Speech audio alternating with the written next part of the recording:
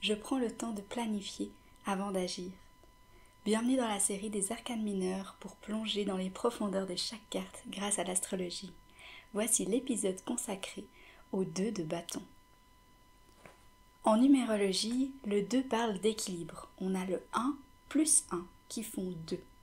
Le 2, c'est aussi la sensibilité, le fait d'accueillir et d'être réceptif. Avec le 2, puisqu'on a cet équilibre et cette balance, on a aussi l'idée de diplomatie avec la demi-mesure. Le 2, c'est aussi le fait d'associer, de combiner. Et on a une tendance à l'hésitation qui va peut-être mener et possiblement à la paralysie. Avec le 2 de bâton, on va donc être dans la réceptivité du feu. Concernant les significations du 2 de bâton, on a cette idée d'introspection. Puisqu'on est dans la réceptivité du feu, on va venir se reconnecter au feu qui vit en nous-mêmes, à se questionner sur nos passions, sur nos envies, pour se demander qu'est-ce que c'est finalement et quelles sont nos passions, quelles sont nos envies. On va venir capter et recevoir, ressentir pour comprendre la puissance du feu. Le 2 de bâton, c'est se connecter à la force de vie qui est entre nos mains, mais de prendre le temps de planifier. Avec le 2 de bâton, on vient amener une dimension d'objectivité pour réussir à structurer nos pensées et à clarifier nos objectifs. Avec le 2 de bâton, on vient aussi se ramener dans son cœur pour se demander qu'est-ce qu'on a vraiment envie de faire, qu'est-ce qu'on a vraiment envie de dire, de croire et de découvrir, qu'est-ce qui nous fait vibrer véritablement. Grâce à l'astrologie, on peut donc faire appel à l'énergie du lion. Avec le lion, on vient s'interroger sur notre enfant intérieur. On vient demander qui est cet enfant et qu'est-ce qu'il aime, qu'est-ce qui le rend heureux. Avec l'énergie du bélier, on vient apporter une dimension d'impatience et d'urgence qui est souvent présente avec le feu. Parce qu'avec l'énergie du feu, et principalement celle du bélier, on aura envie de foncer, d'aller le plus vite possible, mais sans vraiment réfléchir à la destination. Et du coup, on aura tendance un peu à foncer dans les murs. Et donc avec cette énergie de 2 de bâton associée au bélier, c'est ça qui va nous faire ralentir et réfléchir à la destination. Réfléchir à ce qui est vraiment important plutôt que de foncer dans plein de murs différents. Le bélier nous invite toutefois quand même à incarner notre puissance et notre pouvoir. Parce qu'avec le bélier, il n'y a pas de mensonge. Il est vrai, il dit la vérité, il est tout simplement lui-même. Mais pour ça, il faut se l'avouer à soi-même aussi, pour pouvoir ensuite, avec le lion, se montrer tel qu'on est. Mais avant, on doit faire appel à l'énergie du bélier pour s'assurer qu'on soit vrai avec nous-mêmes, qu'il n'y ait pas de compromis sur notre identité véritable et sincère. Et on ne va pas venir se changer pour quelqu'un ou quoi que ce soit, parce qu'on sait notre vraie valeur. Avec l'énergie du Sagittaire, c'est celle-ci qui va nous permettre d'identifier des plans et de planifier nos actions. Parce que, comme son symbole le montre, il vient venir planter une flèche dans la cible. Il va venir viser pour planter sa cible. Et donc, avec lui, il va falloir un petit peu jauger entre le plaisir, l'amusement et le sérieux pour s'assurer qu'on aille au bon endroit. Et donc, avec l'énergie du Sagittaire, on vient chercher cette force, cette volonté au fond de notre cœur.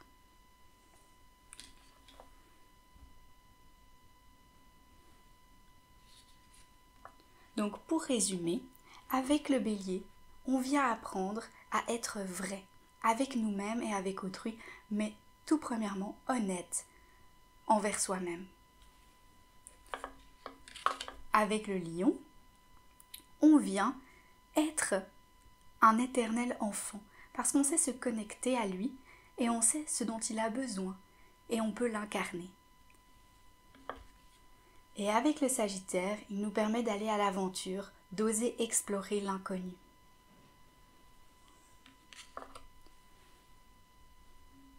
Prenons maintenant la représentation du tarot de Marseille, ici présent. Premièrement, on note qu'au centre de la carte, on a une croix. Et cette croix, c'est un petit peu comme celle qu'on indique sur une carte pour indiquer la destination, l'objectif. Et donc c'est avec cette carte qui va nous inviter à planifier le voyage, planifier le trajet, planifier l'aventure pour arriver au but visé. On peut noter qu'il y a des moments de bleu ici. Et donc le bleu, c'est aussi à l'intersection et aussi ici, à la base des fleurs. Et donc le bleu, c'est la couleur de la réceptivité. Ça représente le fait d'accumuler des désirs. Avec le 2, on est dans la réceptivité. Le bâton, c'est les désirs. Et le bleu, c'est la réceptivité, le fait de recevoir, de recentrer nos désirs. On note ici que sur les fleurs, il y a 7 pétales jaunes. Et ça fait référence à l'énergie qui s'éveille des 7 chakras. Ensuite, on note qu'au centre, on a plutôt 3 feuilles de chaque côté. 3 plus 3 font 6, et 6, en numérologie, ça fait référence au plaisir et à la beauté. Et donc ici, on fait référence au fait qu'avec le 2 de bâton, et spécifiquement donc cette énergie de réceptivité et du feu, on vient chercher le plaisir et la beauté dans la vie. Et finalement, le bleu qui est au centre, comme je l'ai dit, c'est cette réceptivité d'action. Et on voit qu'elle se répand dans l'action, dans le rouge.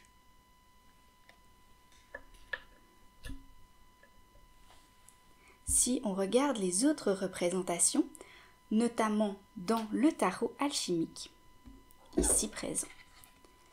Ce qui est intéressant avec ce 2 de bâton, c'est que dans cette représentation, on voit que le feu, l'essence qui peut être représentée par l'as, peut être une raison d'inspirer l'autre à briller aussi. Et donc, nous-mêmes, en brillant, on peut inspirer autrui. Et donc, la question ici, c'est de se dire comment on peut se laisser inspirer par l'autre et quelles sont les âmes qui nous inspirent. Et donc, on peut se demander aussi de quelle source on prend notre énergie. Quelle source vient enflammer notre propre torche?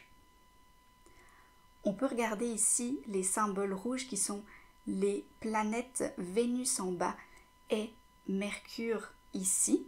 Et donc, on peut se demander aussi, avec l'énergie de Vénus, ça peut être donc une personne, puisque Vénus représente aussi les relations, de savoir quelle relation vient nous inspirer. Ça peut aussi être notre corps, nos valeurs, ce qui est important pour nous. Et donc, de voir où dans notre corps on est inspiré, quelle est la source de notre inspiration, ou alors quelles sont les personnes qui viennent nous inspirer, ici avec cette énergie de socle, de source finalement. Et donc, ce que je disais aussi, c'était que ça pouvait être les valeurs, ce qui est important pour nous vient nous inspirer. Et donc avec cette énergie, on vient voir aussi Mercure, qui vient ici avec sa torche. Alors, est-ce que c'est Mercure des pensées qui viennent alimenter nos valeurs? Est-ce que c'est nos valeurs qui viennent alimenter Mercure, notre manière de réfléchir, nos discours, comment on discute avec autrui et comment on parle aux autres? Donc on peut se demander qu'est-ce qui vient inspirer quoi et comment l'un et l'autre se nourrissent. Avec le tarot des rêves de Gaïa ici, il vient amener une dimension de partage, d'égalité et de partenariat.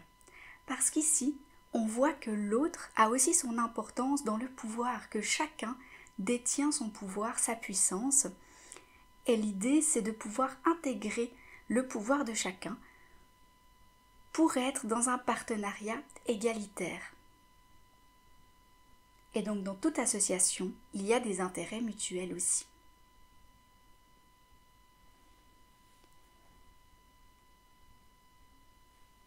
Autant dans celui-ci, dans le tarot des rêves de Gaïa, je trouve qu'on peut aussi le découvrir dans le After Tarot, ici qu'on développera un petit peu plus tard, et aussi dans le Lilifer Tarot, on a cette idée de deux personnes qui communiquent.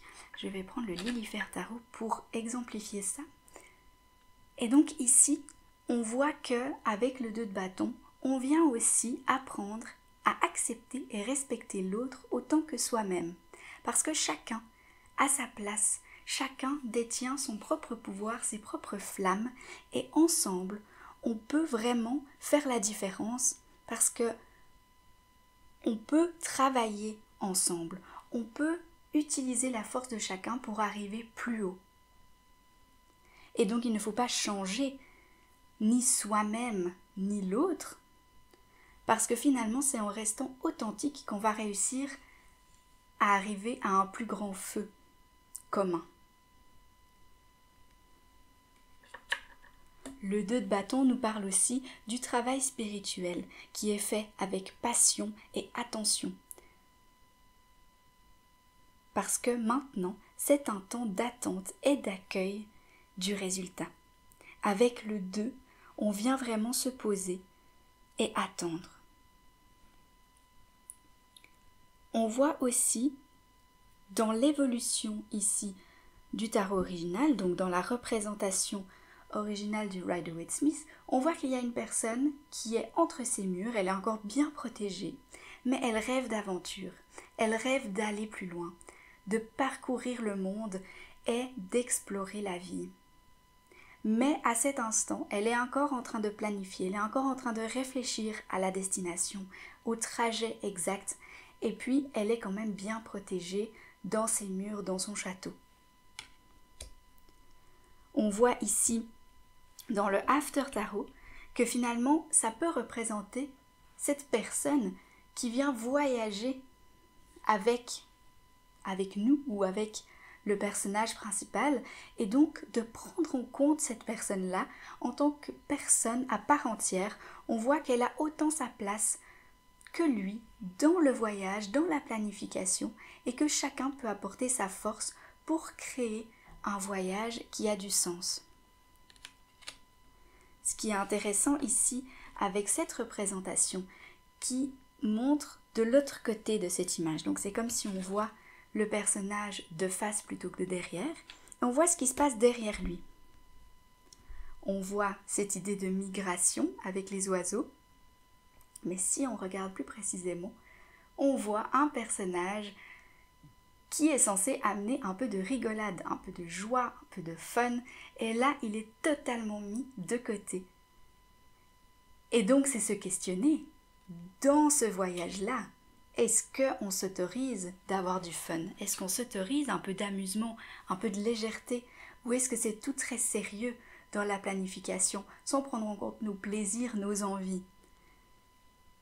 Et donc là, on se retrouve justement dans cette balance du feu, de l'eau et des autres éléments. Généralement, dans la dualité feu-eau, c'est un petit peu ce qui peut arriver. Ici, on peut avoir tendance à voir peut-être l'élément de la terre qui prend le dessus dans la planification et donc d'oublier l'élément du feu qui est à la base de ce signe, comme on l'a vu avec les signes astrologiques, de se rappeler un petit peu qu'est-ce qu'on avait envie en tant qu'enfant, qu'est-ce qui nous faisait plaisir, qu'est-ce qui nous animait. Donc voilà, au niveau du questionnement, avec le 2 de bâton, on se pose énormément de questions. Les principales, c'est de se demander pourquoi ou pour qui est-ce que j'ai envie de donner mon énergie. On peut se demander aussi quelles sont les sources qui me demandent mon énergie. Et est-ce que je suis OK avec le fait de la donner? L'essence du 2 bâtons, c'est de se demander aussi qu'est-ce qui nous fait vibrer, qu'est-ce qu'on aime réellement, qu'est-ce qui nous passionne véritablement.